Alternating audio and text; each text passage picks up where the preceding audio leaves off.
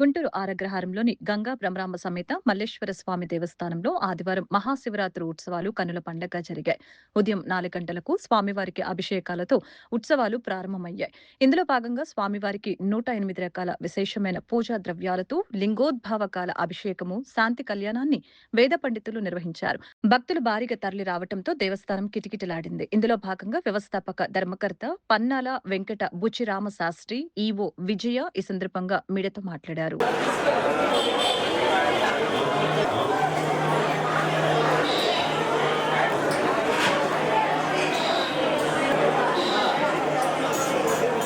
శ్రీ గంగా భ్రమరాంబ సమేత మల్లేశ్వర స్వామి దేవస్థానం ఆరగ్రహారం అంటే అందరికీ తెలిసిందే.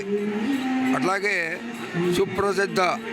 సుప్రసిద్ధ దేవాలయాల్లో ఒకటైనటువంటి చాలా ప్రాతినిధ్యం వహించేటువంటి దక్షిణ భారతదేశంలోనే కాదు, మాకు ఇక్కడ ఆసియా ఖండంలో కూడా ప్రాశస్త్యం పొందినటువంటి ధ్వజస్థానం. అందువల్ల ఈ దేనికి మనం ఒక్కో దానికి ఒక్కో ప్రాతినిధ్యం ఉంటుంది. ఈ మహాశివరాత్రికి ఏమన్నా లింగోద్భవ కాలం ప్రాతినిధ్యం, మాస శివరాత్రి ఉన్న ప్రదోషకాలం ప్రాతినిధ్యం. అది శివరాత్రి, ఇది శివరాత్రి. కానీ ఆ శివరాత్రిగా ఉన్న ప్రదోషకాలం, ఈ శివరాత్రిగా ఉన్న లింగోద్భవ కాలం. లింగోద్భవ కాలం అంటే 9 గంటల నుంచి 12 గంటల వరకు.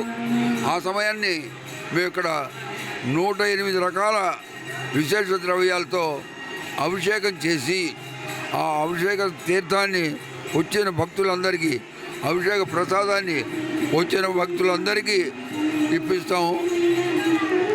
మా ఈవో గారు విజయ్ గారు వారు ఈ దేవాలయంలో జరిగే కార్యక్రమాలన్నింటినీ పర్యవేక్షిస్తూ ఉంటారు. రేపటి రోజున భోజనాలు ఏర్పాటు ఉంది. వచ్చిన ఎంతమంది వచ్చినా సరే కాక అందరికీ భోజనాలు ఉన్నాయి. అంటే స్వామివారి ప్రసాదం, మహాప్రసాదం అందించాలనే ఉద్దేశంతో చెక్కా కృష్ణ గారని వాళ్ళ నాన్నగారు శేషగిరి గారు, ఆయన చిన్నప్పటి నుంచి తిరిగిన దేవాలయం ఇది. అందువల్ల వాళ్ళు ఏర్పాటు చేశారు. ఈ మహాపర్వదినమైన ఈరోజు మహాశివరాత్రి రోజున ఉదయం 4 గంటల నుండి స్వామివారి దర్శనాలు మరి అభిషేకాలుకి చాలామంది భక్తులు వస్తూ ఉన్నారు. వారు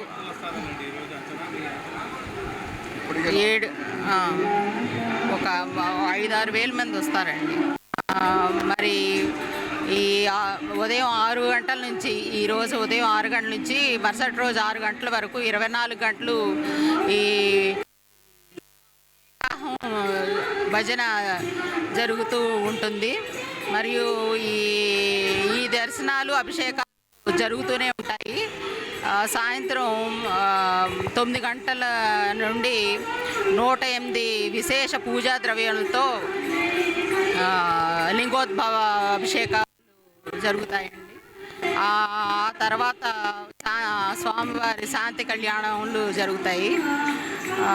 మరి మరుసటి రోజు అన్నదానం జరుగుతుంది.